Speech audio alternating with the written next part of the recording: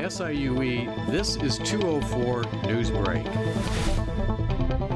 Hello, and welcome to 204 News Break. I'm Anwar Lee. And I'm Christian McMorris. We'll have news from around the world and here on the campus of Southern Illinois University, Edwardsville in just a minute. But first, let's check in with Antonique in Weather Center for a quick weather update. Low pressure is moving into St. Louis area, and when this combined with moisture from the Gulf of Mexico, that can only mean one thing for us. Rain is on the way. More weather news coming up in a few minutes. Thanks. Our top story, the largest one-day protest in recent U.S. history. Millions of people across the country filled the streets this weekend for No King's Day. The protests held in all 50 states centered on President Trump and his administration. Crowds rallied against ICE immigration raids, government layoffs, and what protesters see as a large loss of civil rights protections. President Trump dismissed the event as the work of left-wing radicals. Meanwhile, the president's plan to add a ballroom to the White House is angering preservationists. The 90,000 square foot ballroom threatens to dwarf the White House building itself. Demolition crews have already torn down the historic White House East Wing, built in 1902. The East Wing traditionally served as office space for the First Lady and her staff. The $200 million ballroom project will be paid for with private funds and is scheduled to be completed before Trump's term in office ends. For news closer to home, let's go into the field now for a special 204 News Report. It's not unusual to see wildlife on campus, but lately, SIUE has become host to an entire flock of Canada geese. This is no new development for SIUE. The geese have likely been nesting here since before there was a university, with SIUE even proposing a plan to exterminate the geese in 2013, which ultimately went nowhere. Even then, the geese still pose a problem for students and staff. This particular species is known for their aggressive, territorial behavior and will often hiss at or even chase passerbys. Overall, student opinion seems generally neutral towards the geese. You know, they're in the way sometimes, but I've never been attacked, so. Some students, however, have a more positive opinion. I think they're interesting. Sometimes they're kind of funny. They wander around a lot. They like to yell at people. I've never personally seen any of them like attack anybody or anything like that, but I don't have any problems with them.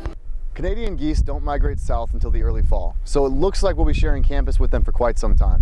As with any wildlife, students are encouraged to keep themselves at a safe distance. This has been Nick Skeim reporting for MC204. This week, thieves armed with power tools stole priceless jewels from France's most famous art museum, the Louvre. Police are investigating a brazen daytime heist, which targeted France's historic crown jewels. After threatening guards, the thieves cut into two glass displays and made off with the loot in just 4 minutes. Police say the robbers got away on scooters. Closer to home, SIU Edwardsville Chancellor James Minor will keep his job through 2029 after the Board of Trustees voted to extend his contract. The new agreement raises Minor's base salary to $378,000, an increase of about 11%. Some on campus have voiced concerns about Minor's leadership and recent actions as chancellor. Minor did not have a comment on the board's decision to extend his contract. Still ahead, a look at the weather. The long-range forecast may surprise you when 204 News Break continues.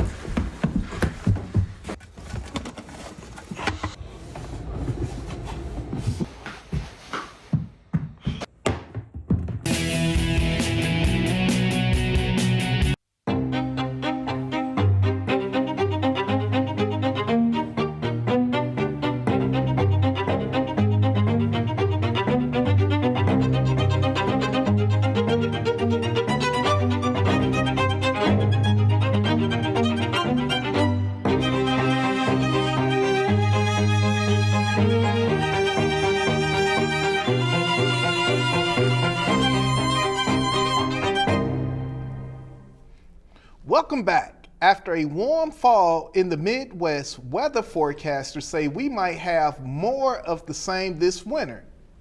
To find out, let's go back to the Weather Center where Antonique has the details. It looks like we need to get ready for an unusual winter. And when I say that, I mean unusually warm and rainy.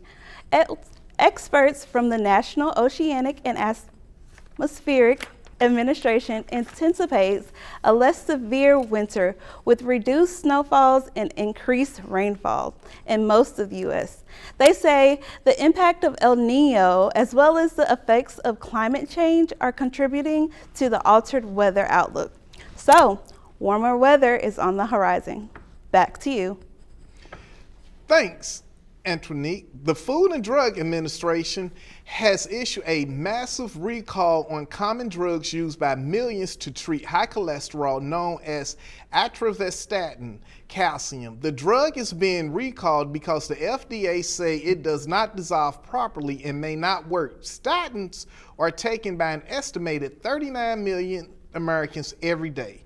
The FDA is encouraging patients to safely get rid of the drug and contact their doctor or pharmacist.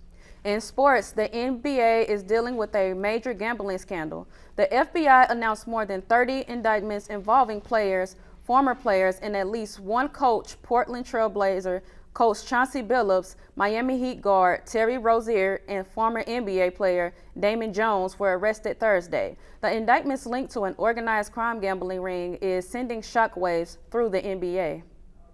Finally, our thoughts go out tonight to SIUE music professor Minnie Watts, who is recovering from a lightning strike on campus yesterday. When asked about his shocking experience, he responded, quote, "It really transformed my life. I am a much more positive person now." Manny told reporters he plans to take charge of his life and shed light on the dangers of playing the trombone in thunderstorms. Watts students say he's not only a great musician, but an excellent conductor as well. Well, that's it for 204 News Break. Hope your world is better, less shocking, and safer place. We'll see you again tonight at 10. Good night, everybody.